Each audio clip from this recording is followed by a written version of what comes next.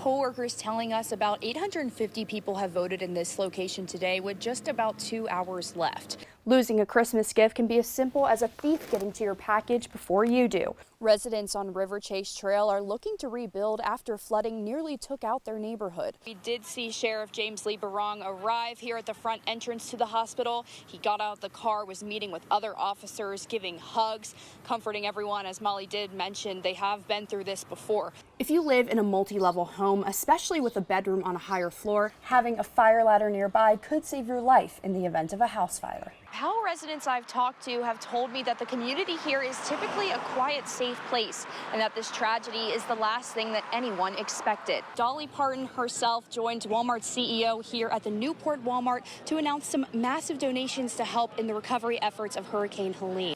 He didn't say much before he played the video for us, just told us a few key moments to look out for. And after the video ended, there were a few moments of silence amongst everyone. One of the most remarkable things we've seen here in Sunbright since the storm hit is how residents immediately jumped into action. But there were also some out-of-towners who came in to volunteer their help. As cleanup and recovery efforts continue here in Newport, many residents have been left without their homes and their businesses. I talked to one couple today who actually lost all 3 sources of their income. However, they're not letting that stop them from helping the community. Sheila Gentry and David Shannon run Shannon's Gardens, a produce business that totals about 7 acres in Cook County. We were set up with our fall decorations, anticipating a big show. We do like a trunk or treat. And last year we had 1,000 kids come through this very parking lot. And we had over 3,000 mums. We lost about 10 bins of pumpkins. We lost about 150 straws and corn shucks. It's so devastating. And we lost our fall garden that we have. We lost it. Our corn maze across the river, we lost everything. In addition to the produce business, Sheila owned a Touch of Class beauty salon in downtown Newport, which was destroyed in the flooding. They had to go in, pull everything out because it came up halfway up to our stations. So it ruined everything on the floor. They came in and cleaned the walls up and stuff, but we had to go in and take everything up, strip the floors down, push the mud out. We had probably about 1.5 inches of mud. Shannon also cuts trees in the wintertime. All his equipment was ruined in the flood. A fellow produce farmer and friend of Shannon's, Cody Thompson, enlisted his customers in Claiborne County to help gather supplies. We donated some stuff from our store, but it was people bringing it to our store and another store on the other side of town. It's in Claiborne County in Speedwell, and everybody was coming in all week. Now they're giving it away where Shannon's Gardens once stood.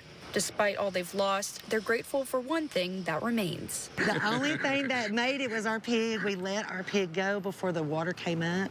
We let him loose. We found him 1.5 miles down.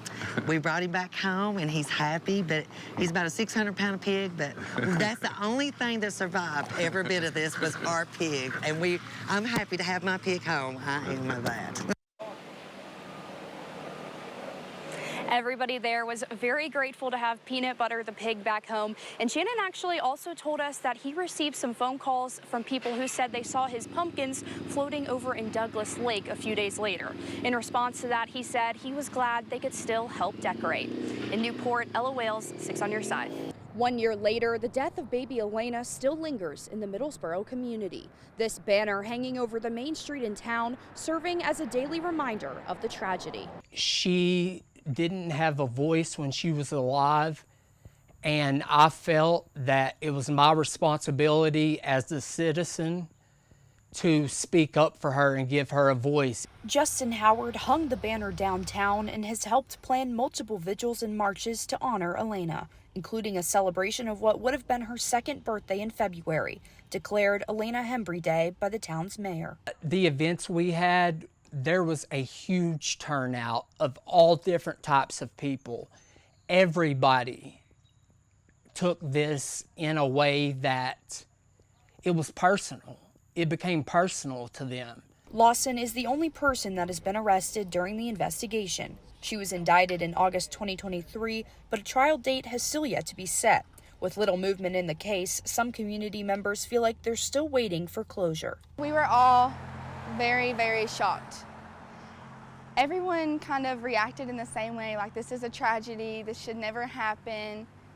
How are we supposed to respond and continue forward with our lives when we found out this horrible tragedy?